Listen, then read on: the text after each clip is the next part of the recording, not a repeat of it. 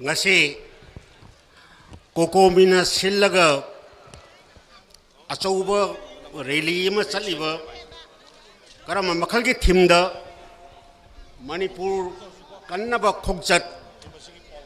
haibagi thim asigi makhada ngasi asigumba rally asigi loisalakpagi karigumba khana nainaba asida aigi dais lengsan beriba punumakpu ain ahama makta ngak nonjari loina na ngasigi rally asibu mai pahan daba yade haibagi thajaba asigi makhada matam sharuk yamna chawna yabirek liba amasung sangraba lambi amakak lengbirek liba adugumba ise sansing imai ben sing maru mapang sing ahalaman satra satri punamang puso aina ahamada ai ngak nonjari ai matam yamna sangna laujoro wafum kharjangi thamjage ahadba maktada ya ai kokumibu ngamkhai letana thagatchari maramde sok lisinga aniga kungo humdoigi megi tarik ahum dagina sangraba chahi ani ahum mase aikhoi tawham khangdana khanbam khangdana tungi punsi ubu phangdana lairakpa ase ngasi de kokomina sillaga manipur gi kaiba yaroi haiba azigi wakhalon ama thorokpa se masidi gasidi tungi manipur kari uhengadori ge haibase masigi lambi piba se horupagi damakta aina kokomigi luchingba singbu ngamkhai leitana thagatchari loina asigumba wafam asida thajaba thambiba lengbi rekleba ibai bensing iche sing punuma poso aina ngamkhai leitana I thagatchari ai wafam kharadamuk ai haijage ai mamangi ityaso ai haijaroi maramdi akhoi ngasi de manipur ase akhoi matam sangna akhoi gi hograba ahalaman singi makhutagi tarakpe I masadagi tarakpe I asina singtam ani ase pullaga manipur hada sajaba manipur gi identity lejaramba matam gi khungchat matungina anoba kaya hong abasu manipuri jati haibase khanga laaba adugumba manipuri jati asibu muthajaba hodarami haibasimadi akhoi mayek segna khange khangandaba kaya akhoi hoji khange maramde megi tang ahum sok lising aniga kungo humdoida thokiba thogdok karina thogangiba haiba matamasida ngasagi adugumba rally ama chakhi rally adra chalisiga manipur ga mari leina hiba nataba konhangda mase manipur ga mari laina haliba pot ase masida akhoina lairiba laina asege lairiba bharat sarkar ge khut yauramoi haibase akhoina maji thajadi adura thogdokse thoba matungda tang mari sida khoji lairiba state ase government se laina ngasagi bharat sarkar na sida sipai lising humpugi matakta numit nini humni chang aeroplane pairaga sipai mayam thungjalle sipai thungbol orakanda kari ani subra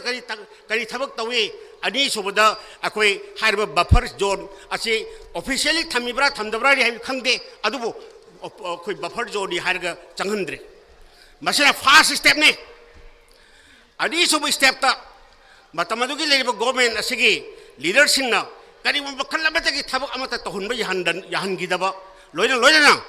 madrugide Delhi degi lakwa akhoi gi leri purma ase loido Delhi na paisal laga akhoi masigi potsi thammaga lai adubu akhoi matamadu dade tawdori se kari no hebase akhoi khangide akhoi lawbu yawa lawe ngangba yaba ngangi haibu yaba haijaba yaba haije maramde akhoi hajiti bharot ki saruk abuina lai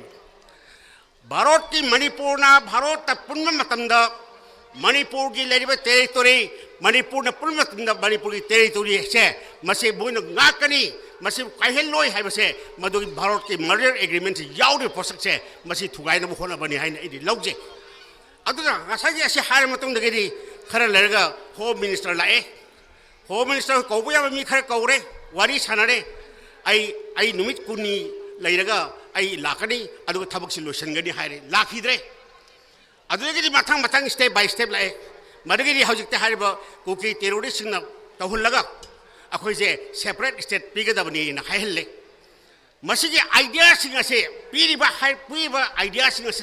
kanana masi pihalli banu haibe question sila akhoi khange akhoi sida laiba bharat ta manipur na pulro matungda bharat ase kaina bagi hona bagi game plan asida अखोइदा लेरिबा चिंगदा लेरिबा कांबुसिंग अखोइ ई अमा तनु लेजरकपा नुंसी साराने लेजरकपा economy की relation से लेबा अखोइ अमगा अमगा लुहोंग कहूंबगी थबक तौनरअबा असिगुंबा से मसिदा मुथन अबगी लंबी से India की think tank की कांबुसिंग मसी तोइन तोइन सिल्लगा लापा ngaतनि मसी सिल्लकपसने मरम ओरगा अखोइगी हारिबा अखोइगी नागा इंसर्जेंसी की नागा ताबा लम मणिपुर की अखोइगी लेहिनगदबनी हाइबा अमा चिगुंबा मखन मखन कया से अखोइ लापसने मरम ओरगा अखोइगी बरोइना अखोइदा मणिपुर मेजर ग्रुप से अहुम नहीं अखोइ मरी हाइबा तारे हजिक्ति अद हाइबा मैतई लेरे कुकी लेरे नागा लेरे मैतई पांग लेरे मसीदा कदाई जगह सिंचेप थार थारगा अखोइ मसेन खदा हंदो मरमदे अखोइगी मणिपुर की हाइबा असिदा अवांग नोंपोक भारत ता लेबा मणिपुर हाइबा लम असिना इंडिया की मेनलैंड इंडिया बु चैलेंज तवी हाइना मोइना लौजै मदुगी लौबा से सिंगना बाबोइना अखोइगी ब्रेन अखोइगी लेजरिबा अखोइगी हाइगलाइबा अखोइगी मेच्योरिटी ओइबा पोषक मैम सिंग थुगाइना सिलकपसे मोइगी इंडिया की थिंक टैंक नसि अदे स्टेज कयामा लेखरे अखोइ इन्फ्लुएंस कदुगी अखोइगी लेरिबा अखोइगी आइन यादव मियोइ का चंगखिबा माइग्रेशन की मैम लाखिबा यामन सन हाइबदंग असिसे अखोइगी लेरिबा सेंसस की ऑपरेशन लाकदोरि पुनम असिस्ता होजिक्ति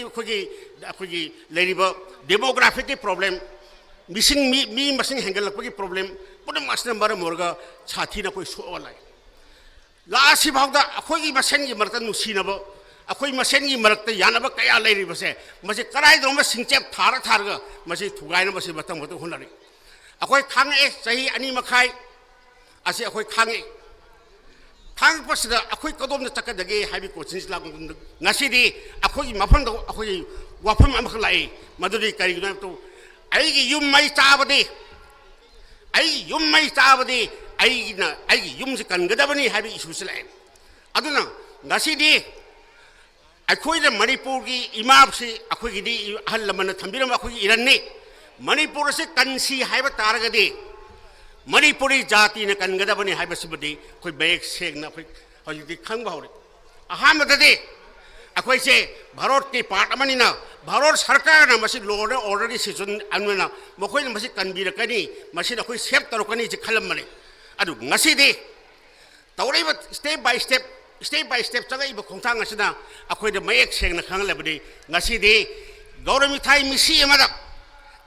मिसी दौना अखोइगी हाइरिबा मणिपुरी जाति असे मुत्खिबा याबगी अदुबगी फिबम अमदा अखोइ लाए हाइबसे मयेक से मसीसो नेचुरल प्रोसेस नतब करबा प्रोसेस दो हाइबा तंदा ngसागी खुसिम की प्रोसेस अमदा अखोइजी मुथदबोने लाइबक थिबदे अखोइद ngasi उजरिबा मणिपुर अखोइगी बाकी ज्योग्राफिकल एरिया पिक्चब मिसिंग यामजदब मसीगी खुदोंग चाबसिंग से लौरगा भारत लेरिबा मेनलैंड इंडिया दा लेरिबा कांगबुसिंग असिना मणिपुरी जाति असे मुथदबो होनबनी हन खिलो अदुना ngasiदे अखोइ अनोबा लालोंग अमा खोक दरकार ओरे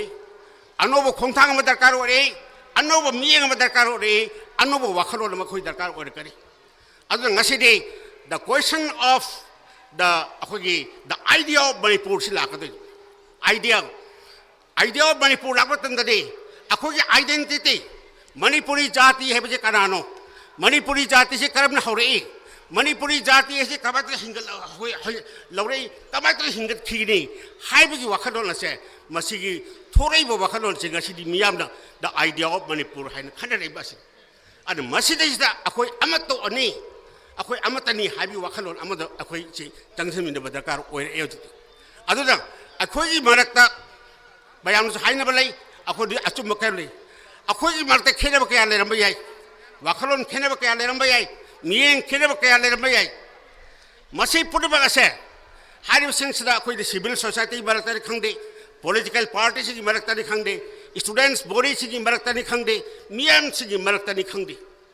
हारिब अखोइ पुडबा असे सिंगल प्लेटफॉर्म अम द लेपग अखोइ मणिपुरी जाति से मसी कन्ननबगी वासक अमख लौबगी तंगाई फदबस लाए हजति मरमदे होय मैतै अमा दिल्ली दा लरगा ई मैतै नि हाइबे याई अदु अखोइ सोसाइटी अदु अखोइ समाज अखोइ खुदाई ngasi aira sana mayam sirga car तो ताई पुल चलगा आई सोसाइटी मूर्ख मतमदा आई अदुनी हाइबी यारोय अदु ngasi सिदा gasi लेखलिबा इचेचन सिंह इमाइबेन सिंह बरो मपांग सिंह लोनमक्से जाति की खुनाई की लेबाक के इशू से मसी लेतब तारगदी अखोई लोनमक्से पुल पुल मंगमिनबगी स्टेज अम यौरकदोरे ngasi si yamna sathi ba makhalgi akoi corona virus tagi hena sathi ba laina amne akoi ngasi changai bas masi changai bas ki kannandab ki dangta akoi anubo wa khalon makhak darkar ore akoi ki mindset change tawda ba yadak te akoi wakhalon maramni pot khudi magi afaba amasong phattaba haibase masi ai ki kokti hogudo ngatari